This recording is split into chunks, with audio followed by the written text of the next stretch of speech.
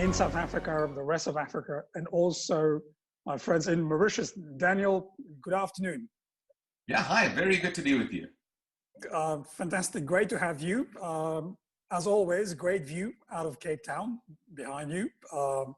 So it's a bit like, I love this when Cape Townians love to show they're currently in Cape Town, yeah? So it's like they've got the best of the world. Yeah, we're not shy about our city, yeah. Absolutely. Daniel, for my followers in Mauritius, but also in Africa, you are obviously a leading South African sort of Politico-Economic analyst and also futurist in South Africa. You do a lot of talks for big corporates, blue chip companies in South Africa, but also international companies as well. I've read and I've also listened to a number of your previous conferences online, especially talking about the future. The past, I think it's very easy for anybody to talk about the past, but it's always about the future, and more so now that we haven't come out yet of a COVID-19 crisis, but the future seems to be pretty much uncertain and foggy, So first of all, welcome, great to have you. And first of all, before we get into the discussion, how have you been coping up in the last 2 or 3 months, during that lockdown? Yeah, well, look, I think it's been a difficult period for everybody, and I don't think one can just sort of glibly say this was a learning experience and that, it makes us stronger. I think it's been difficult, and I think for sole entrepreneurs, it's been difficult. For those in bigger enterprises, it's been equally difficult, and I think the lockdown has put tremendous strains on human beings across the world, and I think there's obviously a sort of a reaction against that as we're moving to open up in many societies across the world without having found a solution really to COVID-19. So, my own view is that this has clearly been damaging overall for the human psyche. It's been damaging for the global economy. But I do think, of course, that as we move out of COVID-19 or as we move into a slightly more normalized environment, clearly we have to take the lessons of the past, if I might say, Kevin, and the lessons of this environment and the changes that are occurring around us, mix them all together and come out and try to make some sense of where we're going in the next short to medium term. What were your views 6 months ago, pre-COVID? Generally speaking, the global economy and also South Africa. Yeah, look, I think the global economy already was slowing. Clearly, towards the end of last year, we saw global trade figures that had been very lackluster. We'd seen the tariff wars and trade wars between China and the United States really dominate the global discourse for much of 2019. And the EU economies in particular were under strain as well. The US economy, of course, was continuing to tick along rather nicely. China was below its average for the last decade, but still relatively strong. So I think we were seeing signs of a more tired growth path for much of the world's economies. And of course, those that were fundamentally weak in the last year or so before COVID, those that were vulnerable before COVID have become even more vulnerable as a result of COVID. And I'm referring there very specifically, of course, to my home country of South Africa.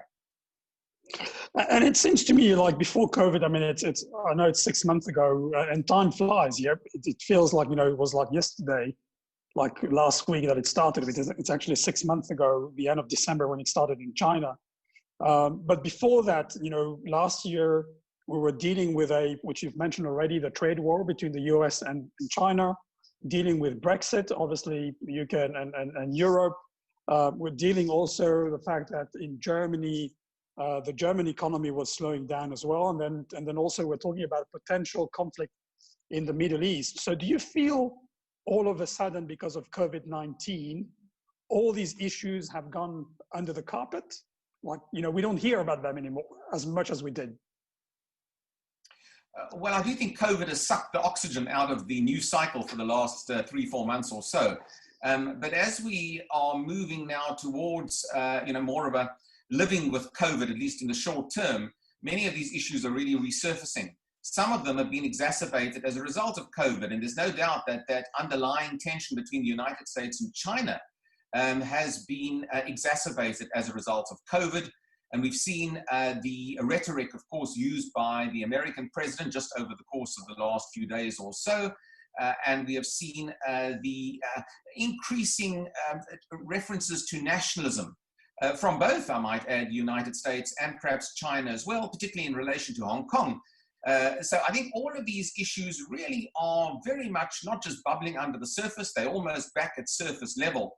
And as we move through COVID, no doubt, these issues will simply resurface, perhaps with more vengeance and perhaps with even more risk to global stability. So, you know, I'm not somebody that necessarily believes that there's suddenly this new normal, there's suddenly something that's fresh and new in the world as a result of COVID. I think those similar issues are back on the front burner. They've changed their nuance to some degree. And certainly, I think when it comes to global risk, we are moving into more riskier global waters, to use a mixed metaphor there, as a result partially of the after effects of COVID. And it's interesting because you remember a couple of months ago when it started out in the US, initially, I think in the first couple of weeks, Trump sort of mentioned, you know, COVID-19 was the Chinese virus, you know, and then he sort of calmed down, and then lately it's come back again. So it's, you know, you're talking about probably getting into aggressivity, you know, and you're hearing more and more about this. Yeah. And also when you talk about the new normal, which is interesting because 2 months ago, when we started talking about this new normal and it became on the headlines on TV, etc., we had a feeling that the new normal was going to be something like beautiful, you know, something magical is going to evolve, etc. But now you're talking about riskier times. Yeah. Do you make a parallel with what happened in the 1930s? Well, there's the post-depression. Look, there are parallels when it comes to the effects of a major shock to the system, be it a world war or be it a pandemic. Those do have repercussions. Now, they can have destabilizing repercussions, and of course, they can have repercussions that redraft the rules of the game, so to speak. And I suspect we're going to see a little bit of both, frankly, coming through. You know, I'm not necessarily a particular character, and I don't want to sound as though I'm the ultimate pessimist here, but I'm not a great believer necessarily that we are fundamentally altering human behavior and human nature as a result of COVID-19. I think there are some long-term issues that will, I think, be positive for the world. One is certainly that I think we need to prepare to a much greater degree for the future. And we have to prepare big ticket expenditure items, such as public health care, fairly obviously, such as infrastructure development, such as food and water security. These are big issues, and many of them related also to climate change issues as well, that really now need to be back on the front burner. So that's the positive, in a sense, that I think we're going to get out of this, is that we are in the midst of a black swan event. We've seen the effects of this on the healthcare facilities in our various countries. And I think that there is an understanding that what hasn't been sort of sexy in the past, big expenditure on food security, on water security, on public healthcare, now really has to take a front of center approach. So I think that's, you know, I think that's a positive issue. The secondly positive issue to me, if I might just say, I think that we've all become that bit more conscious about the world around us. Capitalism, perhaps, needs to be a little bit more conscious. Conscious capitalism has been a buzzword already. It's not new. But I think also with this necessity to look after humanity going forward, capitalism has to play its role there with the state as well. So that's not a negative at all, in my view anyway. And I think those are the positives. Look, the negatives remain a more protectionist or insular world that was there prior to COVID and might still be there after COVID as well. Those trade battles that we saw last year can certainly re-emerge. Nationalism and the negative side of nationalism hasn't gone away. It's part perhaps of human nature and a more belligerent part, I might add, of our makeup as well. And there are major players around the world who clearly wish to keep more aggressive nationalism alive, whether it's for territorial, whether it's for security purposes, or whether it's, broadly speaking, for propaganda purposes as well. So, I think that, both of these sort of scales will continue to tip, perhaps on the better side, on the worse side, as we move through this current phase. And do you see this nationalism, because obviously, the last 30 years, et cetera, we've been used to the word of globalization, it's in every textbook, of economics, et cetera, but do you see deglobalization happening?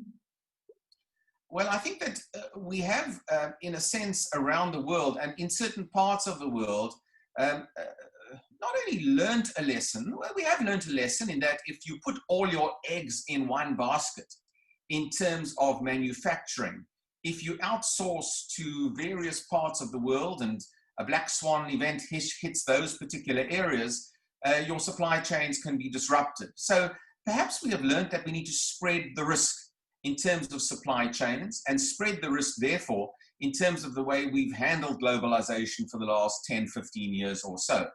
And in particular, I think, Africa perhaps is the one continent that can learn the most from that, because where you've got a rising population on our soil, young people, the demand of the future is going to be demand from Africa.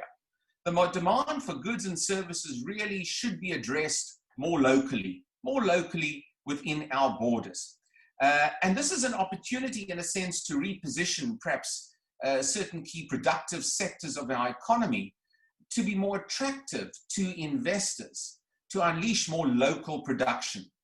And I think that's part of what one could call deglobalization, in a sense. It'll move production perhaps closer to the markets that production should serve. That's the theory of it, Kevin. That's in a sense what I'd like to see.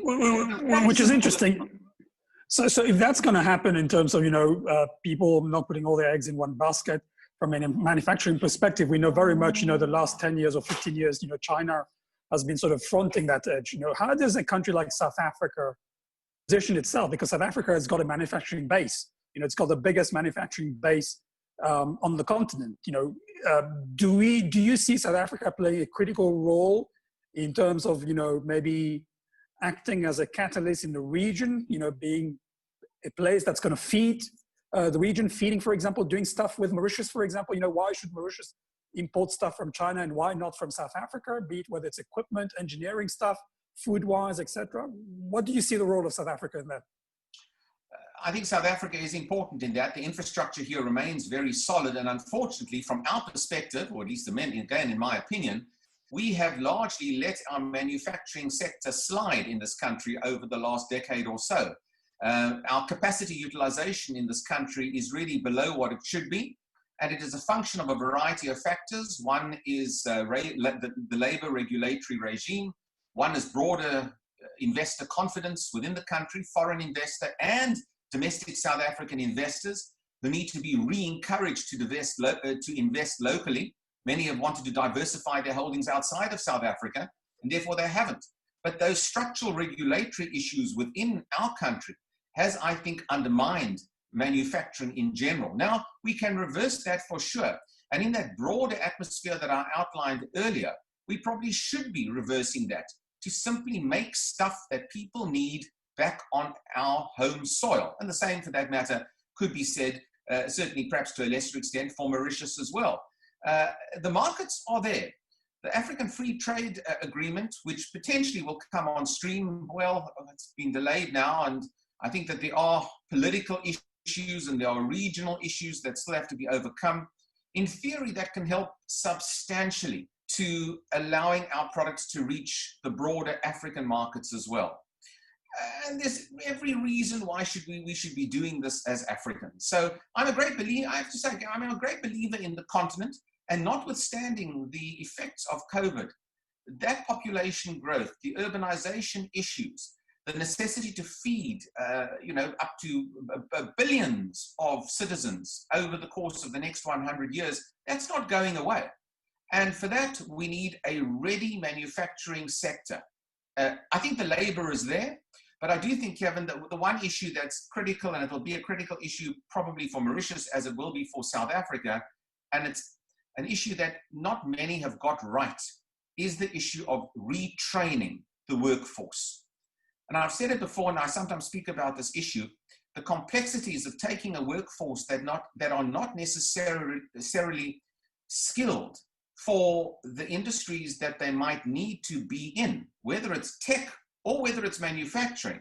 That's going to be a real challenge for all of our governments. Talking about training and retraining, a very interesting point that you're talking about. In a world that we can see, you know, we're talking about Industry 4.0 and eventually 5.0 and AI taking over. We're talking about, for example, the likes of Amazon doing fantastic business even during COVID-19. How does a country like South Africa, that's got obviously, that has inherited for a number of years, you know, huge unemployment rate, how do we cope, you know, especially for not only South Africa, but the rest of Africa, because we've got a lot of youngsters and we need to find jobs for these youngsters, yeah? I think that's the big challenge. Once we get over the health challenge for the continent, the big challenge will be jobs. It was a challenge before COVID. It's a challenge on steroids, frankly, after COVID. And the problem, I suppose, really is that AI, robotics, really have hit Africa at a time when jobs are required more than they have ever been in the past. So clearly, there will be a battle, I believe, and it's, you know, if I put on my futurist hat for a moment, and I don't think it's just a battle, frankly, across the African continent, although it will be more acute here simply because of the numbers. But I think there is going to be a global battle between labor and machines going forward. And we are going to see that occur perhaps in some developed markets, just as we will see it in developing markets here on this continent. So I think that one has to work very, very quickly in what is a narrowing window of opportunity, simply because the cost of robotics are dropping and dropping quite dramatically. And one doesn't want to be in a position where the cost of labor and the regulatory environment for labor becomes far too onerous to suck up some of those unemployed masses that there are on our continent. So I think we have to move very, very quickly with this. But I do think in the end, we're going to have to look at robotics a lot more carefully. The taxation of robotics, for that matter, might be an issue going forward. If you're going to do a human out of a job, well, maybe you have to tax that robot. And I think there are all sorts of considerations in terms of the regulatory side of AI in industry as well to consider. Moving on to South Africa specifically, even before COVID-19, South Africa was already in recession. Yep. So how do you think South Africa is going to come out of this COVID-19 crisis? And do you see more opportunities than downside for South Africa? And what are these sort of structural reforms that needs to be done? Yeah, we've been talking about structural reforms for so long that even I'm not sure, you know, exactly where we are with them. And we're going to wait this week because there is an important budget. Effectively, the budget this week will begin to set a course for South Africa in this post-COVID environment to see whether we can hold on to some of the structural reforms. Look, there are serious problems for our economy in this country.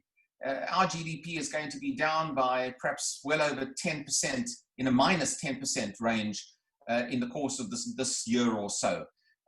And our debt to GDP in particular is now projected to hit perhaps even over 100% in the course of the next 3 years as well. And our Minister of Finance presented some quite astounding and I think very frightening figures, and in fact did warn the country that we run the risk of a debt default if we do not make substantial changes at home. What are those changes? Well, one is to implement some sort of austerity measure that's not politically popular within South Africa. Secondly, of course, to deregulate our economy and open it more to domestic and foreign investors to create a credible and attractive environment. And thirdly, of course, to present a more credible state. The state in South Africa really has underperformed, broadly speaking, for the last decade. Corruption, graft, mismanagement, poor policy choices have all had an effect there. So this is the most complex time possible to put those three subsections all together and to chart a course, and all of this really governed by an umbrella of what I call just simply sort of political inertia, which often also has an effect of preventing real policy decisions being made. So look, I don't want to preempt what we're going to see in this budget towards the end of this week, but I do think we need important signs that government cannot continue with a very high state wage bill that sucks cash simply to propping up large elements of the bureaucracy with relatively high salaries. And government also needs to understand that it really shouldn't be involved in many of the state-owned enterprises that it is in currently. And we do need to see very hard decisions made by government from their ideological standpoint to perhaps shed some of those responsibilities.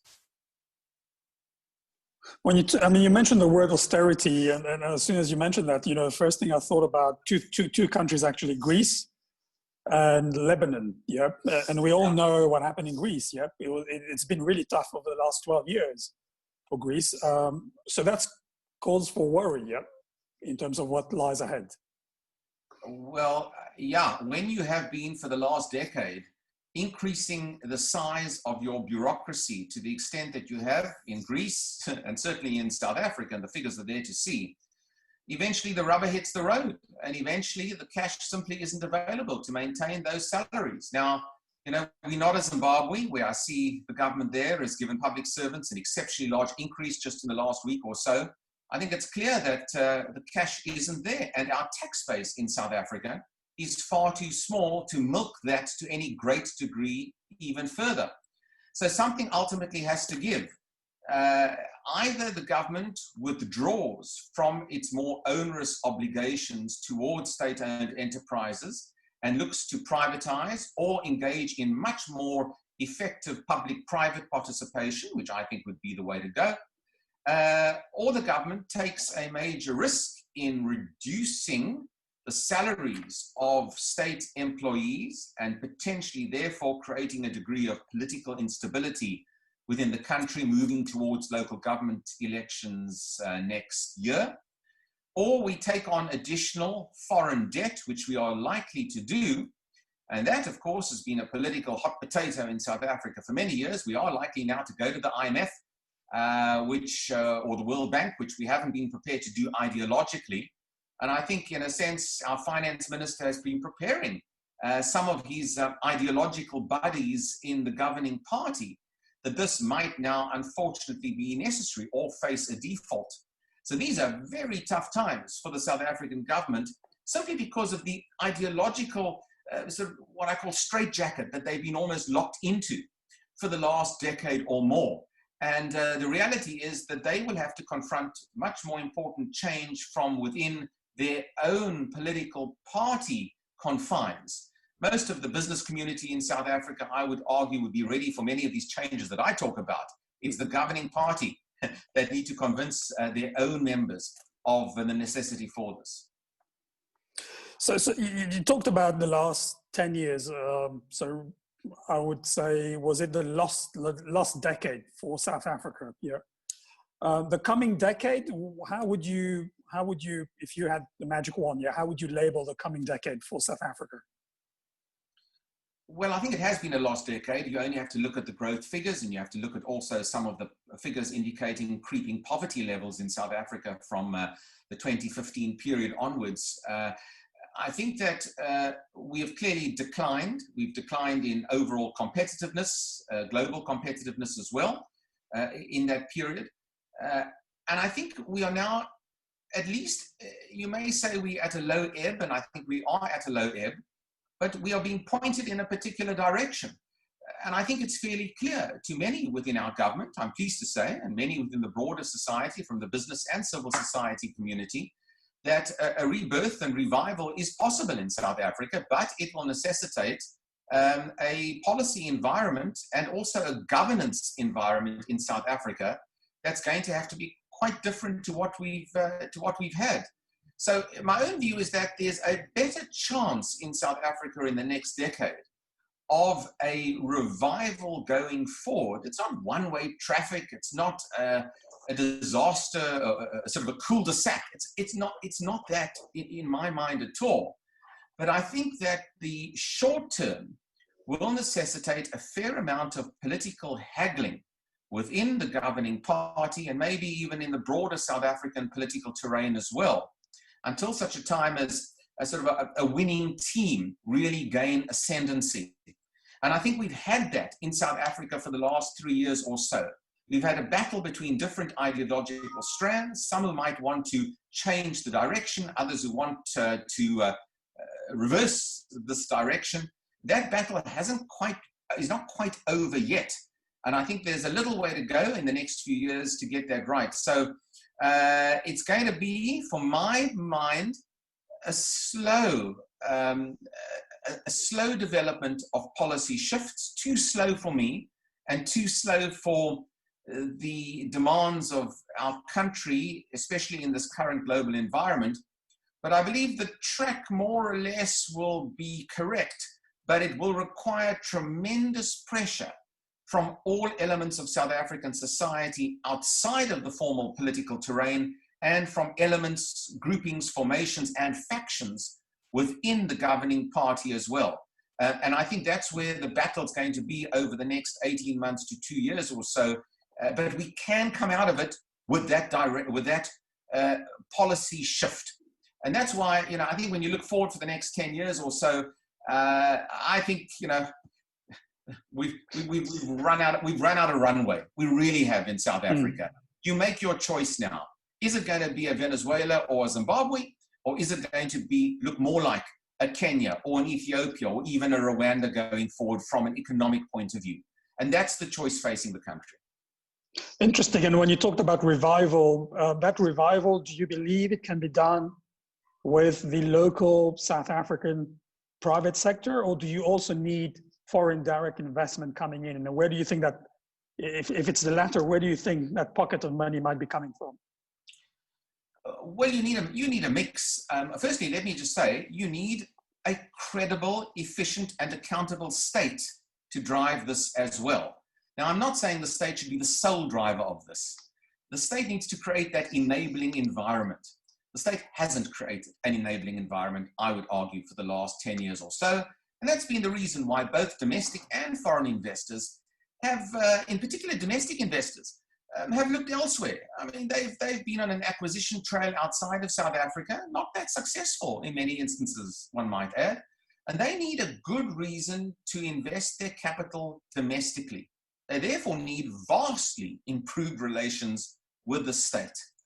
And the same largely goes for foreign investors, who I think should still be seeing value in South Africa as that entry point, at the very least, into the SADC region of the African continent. I think South Africa also has to understand geographically that it's best there to provide services for its immediate neighbors. It's not going to be a hub in East Africa for obvious reasons. It's not going to be a West African hub, but it certainly can be a SADC hub going forward. And I think there's tremendous opportunities just within that particular geographical environment with the large populations on our doorstep to take advantage of the positions. And for that matter, there's every good reason why a country like Mauritius shouldn't feed into that environment as well, given Mauritius's location, given the skills base in Mauritius, and given the other international relations linkages that Mauritius can have as well. That country can play a very important role in their relations with South Africa as well. Mauritius, in a sense, if I might just say so, Mauritius is quite fortunately placed. I mean, whilst they are part of Africa, they're just that little bit removed. And when you're just that little bit removed, you can play strategically to the best that every single region offers within the African continent. So whether you are servicing East Africa in terms of the sort of front or back office into the continent for India and for Southeast Asia, you can do the same for the SADC region as well. And I think that's the beauty of Mauritius from a geopolitical location. It doesn't have to be caught up in everything about the continent. It can almost float slightly further away, but having those linkages very firmly within its sight. Great. Daniel, we almost half an hour. I've got so many other questions. We could spend another couple of hours, or I could spend a couple of hours just asking you questions and listening to you. You talked about, I've got maybe one or two more questions, and you talked about privatization and also public-private partnership in South Africa. I would assume, you're talking in the likes of what, South African Airways version 2.0 or Eskom, or what are the institutions that you think should be privatized, or at least under the banner of the Triple P? Well, I must say, I'd like to see most of the big, important, what I call sort of security centers of the state-owned enterprises in some sort of PPP arrangement. In some cases, like South African Airways, I think there's a good argument for the state not to be involved at all, or for the state to carry a minority interest rather than a majority interest going forward. South Africa, we have it slightly backwards in terms of the limitations of private control over South African Airways, for argument's sake. So the state, there are clearly some state-owned enterprises the state shouldn't really be in, and certainly hasn't shown itself to be particularly efficient in. But when it comes to issues like agriculture, the land bank, for example, there I think the state can play a very critical role, especially lending agencies to emerging black farmers in particular within South Africa, agencies that facilitate the finance of black entrepreneurs, very critical in this country. It's very difficult for black entrepreneurs to get finance. Collateral is missing for obvious reasons. The track record might simply not be there, and financial institutions, the traditional ones, simply haven't been that forthcoming.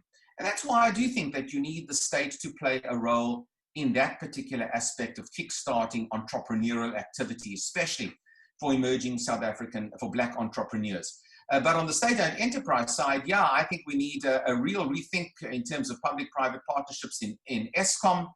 We really need to drive a more green, environmentally friendly agenda within the private energy procurement process that is underway within the country, but it needs to really be fast-tracked. And I think there we have a tremendous opportunity really to make South Africa a fantastically green country from an energy point of view. And if we can become energy self-sufficient by promoting green energy as opposed to coal, and I see now also perhaps alongside nuclear, which is back on the energy agenda in South Africa. And I'm not necessarily against nuclear. I think it does have its place. I'm not quite sure about our role, our capital commitments under these COVID conditions. But I do think there's tremendous opportunity there for the private sector to involve themselves. And the private sector, they want to be embraced. They'd like to be embraced by the state. As long as they feel what's the mood of the private sector? I know you talk to the CEOs, the captains. What's the mood currently? Are they in for that revival? In for the revival. I think they're eager to partner with government. And I think that they have seen a change in government over the last year or two since President Ramaphosa has come to power. There is no doubt there's a better relationship between government and the private sector. But I think that they also want sort of something tangible. They want a regulatory environment that is more conducive to investment. They want a labor relations regime, for that matter, that is also a little more flexible than what we've had. And I think those are important signs. Now, and the rhetoric from government has to be welcoming. It has to be warm. It's got to be warm and fuzzy, to use a strange term. And it's been a little strained. It's difficult for the ANC as the governing party to get their head around the need to really use the private sector effectively for this rebirth. But I think the private sector's there. And I think they're chomping at the bit. And I have to say, whilst they've been this post-COVID environment affecting many of those investment destinations for South African capital, I'm pretty sure that a better domestic environment in this country would help, at very least, an infrastructural revival, because ultimately that's where we need the private sector with the state in rebuilding and refashioning our very often aging and ailing infrastructure. No, fantastic. I think it's great to hear, revival, positive, obviously sort of disruption between public and private sector, because I've always found historically, the public and private sector are almost like at the two extremes, basically. They need to get talking and work together and to carve out a new future. Maybe that's the new norm, maybe public-private partnership between the two, not only in terms of running institutions, but also in terms of mapping out strategies, global strategies and country strategies, etc. Your parting words, budget is coming pretty soon for South Africa. What would you love to see in the budget? If you were the Minister of Finance, what are the couple, 3 or 5 things that you would have wished to announce during the budget speech?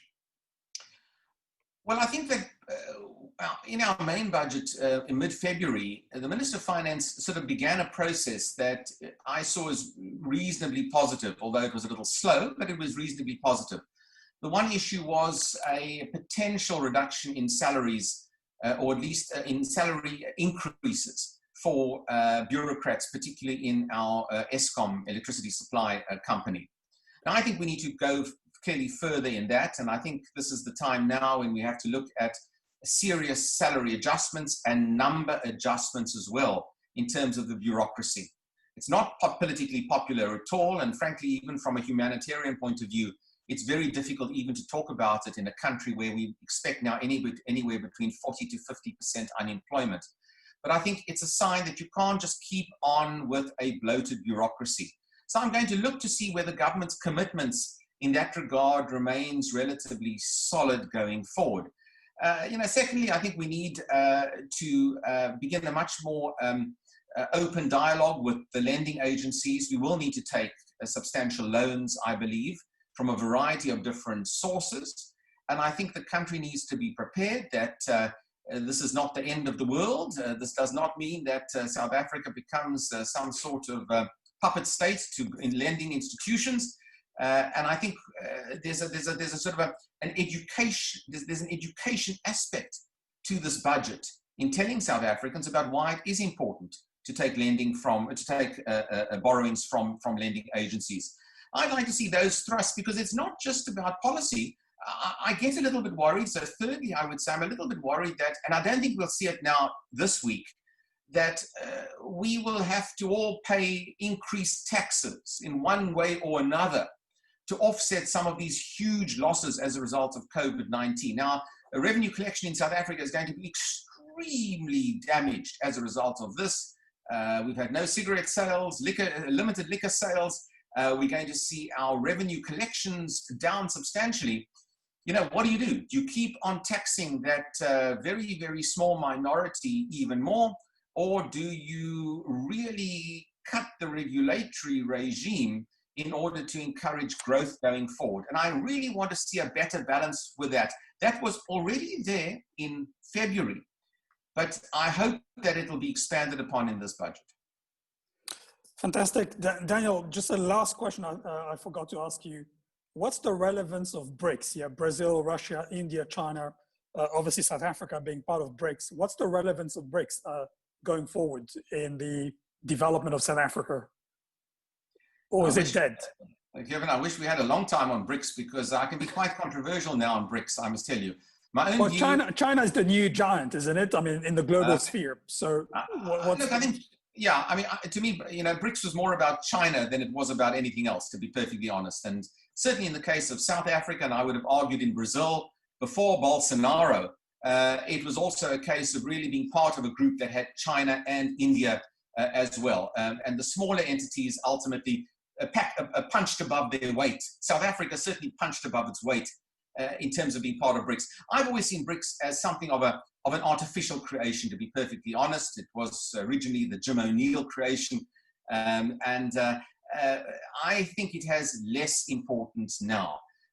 We've seen a divergence on the geopolitical terrain between China now with India just in the course of the last few weeks or so, rising tension there.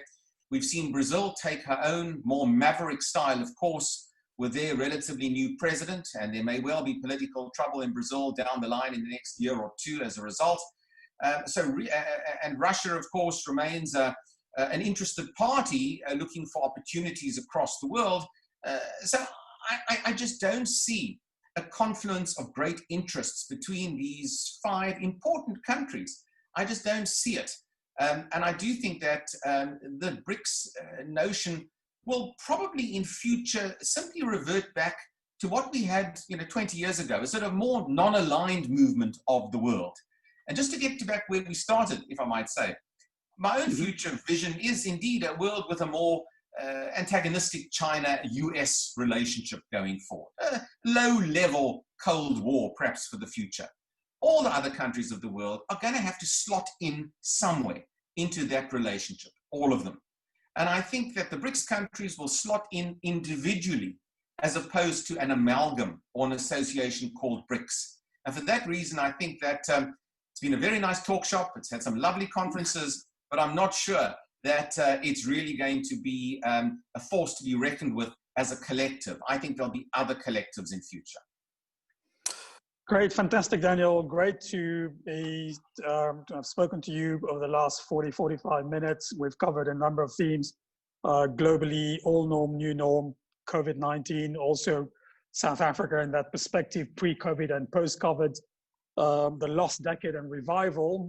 So 10 years from now, maybe we'll have another webinar talking about the revival of this decade, yeah? And also the relevance of BRICS or non-relevance of BRICS going forward. Love that thing that you talked about, non-aligned countries, more like a soft Cold War, I guess. Daniel, great to have you.